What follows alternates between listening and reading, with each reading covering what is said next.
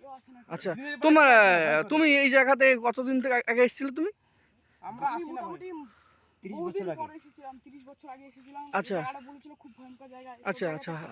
কঠিন আকৃতির জিনিস আছে, বুঝতে পারলেন? আচ্ছা আচ্ছা আচ্ছা আচ্ছা আচ্ছা ঠিক আছে, তাহলে তোমরা এই দিকটা একবার চলো শুনি, এই দিকটাই এদিকটাই মারেন, এদিকটা দেখা একবার। এই তো এই গাছের উপরে মাঠ এটা। বিশাল।